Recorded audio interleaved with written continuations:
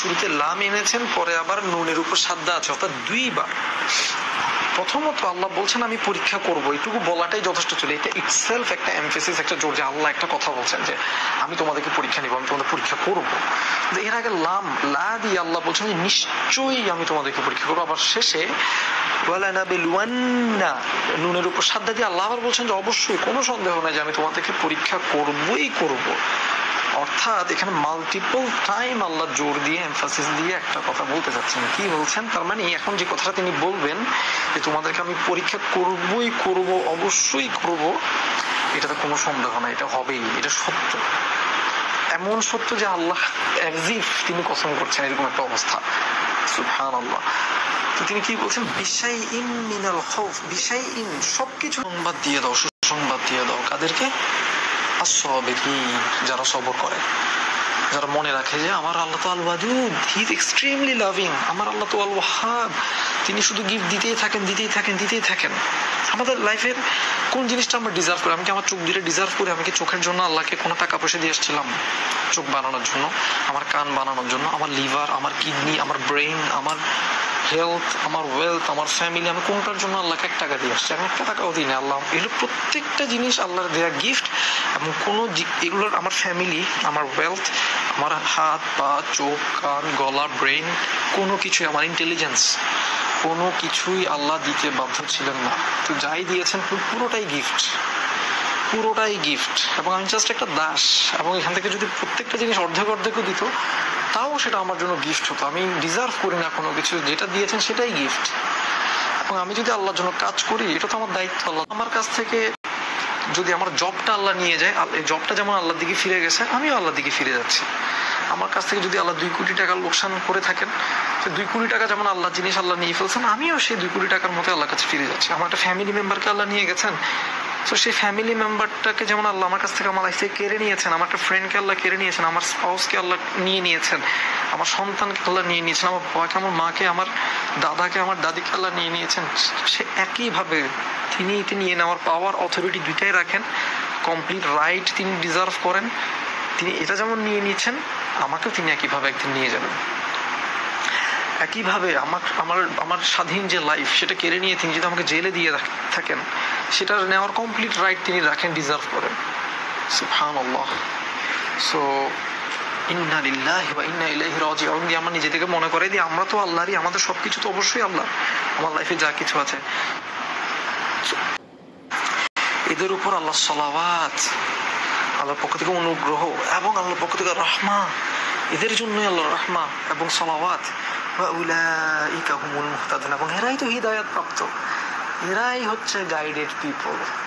So দেখেন, আমি প্রথমে একটা কিসের কথা বললাম? প্রথমে শুরুতেই আমি একটা ওয়াদার কথা বলছি, যেখানে আল্লাহ হিদায়া দিবেন, যে চায় সত্যি আল্লাহর কাছ থেকে গাইডেন্স চায়, রাইট পথ চায়, আল্লাহ তাদেরকে রাইট পথ দিবেনই দিবেন, ওয়াদা করছেন একটা হাদিসে কুদসিতে।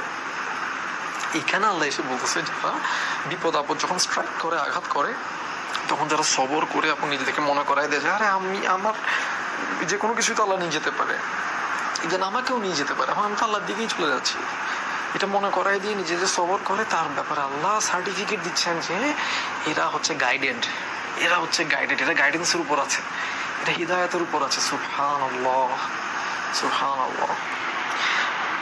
এই পুরো ইউনিভার্সের মতো বিশাল একটা জিনিসকে প্রতিটা সেকেন্ডে মেনটেন করতেছেন, এবং এমন ভাবে তিনি ক্রিয়েট করছেন যেখানে কোনো ফ্ল নাই, যেখানে কোনো মিস্টেক নাই, যেটা perfectly it's working in an amazing manner. আলহামদুলিল্লাহ, আলহামদুলিল্লাহ।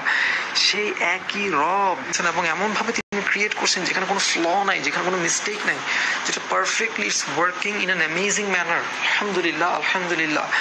সেই একই রব, সেই একই আমার মনিব, আমার মালিক, যিনি আমাকে ক্রিয়েট করছেন, এবং আমার কদর যিনি নিজের হাতে লিখছেন, যিনি আল কাদির হিসেবে আমার সবকিছু মেজার করে যিনি ফিক্স করে দিয়েছেন, সুবহানাল্লাহ, এবং যিনি কখনো ইনজাস্টিস করেন না, তিনি যদি আমার লাইফে ডিজাইন করে থাকেন, তিনি করেছেন, সেখানে তো কোনো ফ্ল থাকবে না। So what ever happened in my life and what ever is happening in my life and what ever is use to and is going to happen in my life, আমার লাইফের সামনে আগে যা ঘটেছে, এখন যা ঘটছে এবং সামনে যা ঘটবে, প্রত্যেকটা জিনিস তো ওনার অনুমতি ছাড়া ঘটা সম্ভব না, এবং যাই ঘটেছে, ঘটছে এবং ঘটবে, প্রত্যেকটা যেহেতু ওনার পক্ষ থেকে আসা, ওনার কাছ থেকে পারমিশন পাওয়া, উনি অ্যালাউ করেছেন বলে ঘটছে, যিনি এই পুরো ইউনিভার্সের মতো। এবং লাস্ট একটা জিনিস না বললেই না, এটা বলে আমি শেষ করবো ইনশাআল্লাহ, যে আমার লাইফে যত রকম ঘটনা ঘটে, যত কিছু ঘটনা ঘটছে, ঘটতেছে এবং ঘটবে, প্রত্যেকটা ঘটনা, প্রত্যেকটা সিচুয়েশন এমনভাবে ডিজাইন করা যাতে আমি আমার অন্তরে যত ময়লা আছে, ময়লাগুলোকে যেন রিকগনাইজ করতে পারি। আমি যেন দেখতে পারি আমার অন্তরে কি পরিমাণ নোংরা, কি পরিমাণ অসুস্থতা, কি পরিমাণ ময়লা, কি পরিমাণ রোগ, কি পরিমাণ ক্যান্সার আমার অন্তরটাকে, আমার হৃদয়টাকে স্পিরিচুয়ালি শেষ করে দিচ্ছে, সেটা যেন আমি ধরতে পারি। কি পরিমাণ রাগ আছে আমার মধ্যে, কি পরিমাণ হিংসা, কি পরিমাণ বিদ্বেষ, কি পরিমাণ মানুষের প্রতি কুধারণা, কি পরিমাণ কামনা, বাসনা, কি পরিমাণ লোভ, লালসা। মোর আমার মনে পড়তেছে না at this moment, but there is more, right? কি পরিমাণ ভোজন বিলাসী। এবং লাস্ট রাসূল ইসলামকেও বলতেছিলেন এবং সাহাবাদেরকে বলছিলেন, and through them Allah is talking to us, যে আমাদের সবার আব্বু হচ্ছে ইব্রাহিম। সো ইব্রাহিম আলাইহিস সালাম থেকে আমরা সন্তান হিসেবে কোন জিনিসটা অ্যাচিভ করার কথা? তাওয়াক্কুল, ঈমান, তাকওয়া, আল্লাহর ব্যাপারে সুধারণা। ইব্রাহিম আলাইহিস সালামের দিকে যদি তাকাই, ওনার লিগ্যাসি কি? ওনার লিগ্যাসি হচ্ছে নিজের সন্তানকে, সদ্যজাত সন্তানকে মরুভূমির মাঝখানে রেখে আসা, without any question asking to আল্লাহ, আল্লাহ কেন অর্ডার দিছো এটা আমি বুঝতেছি না। No, not a single question, you ordered and I obey, you ordered and I am content. Though he was suffering, definitely ওনার মন খারাপ ছিল, ডেফিনেটলি উনি অ্যাজ এ হিউম্যান বিং কষ্ট পাচ্ছিলেন, বাট আনুগত্য নড়ে নাই। সো কিন্তু সেই ইব্রাহিম আলাইহিস সালামের সন্তান, আপনি কেন নড়ে যাবেন? সুবহানাল্লাহ।